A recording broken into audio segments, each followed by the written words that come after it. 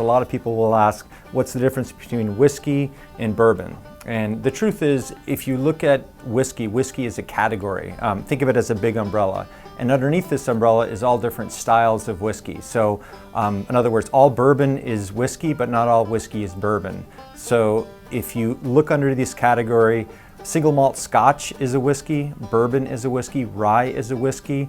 Generally the differences between the two, or between the different variants, has to do with the mash bill, which is simply the ingredient list, or the point of origin. Bourbon, for instance, and rye, both of those are Native American spirits. So the differences between those two are the mash bill. And the mash bill is simply the ingredient list used to make it. To be a bourbon in America, you have to be using 51% or more corn.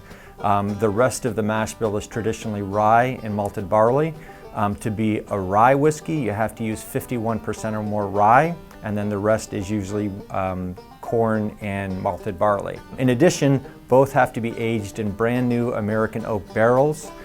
There's no time period for the length of time they have to spend in the barrel. If you want to call yourself a straight whiskey, you have to be aged a minimum of 2 years. Scotch, the easy way to know what Scotch is it has to be produced in Scotland.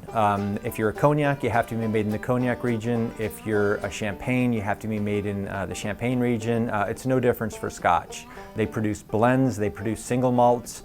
Single malts can be produced anywhere. You can make it in Brooklyn, you can make it in Australia, but if you want to call yourself a single malt Scotch, you have to be produced in Scotland.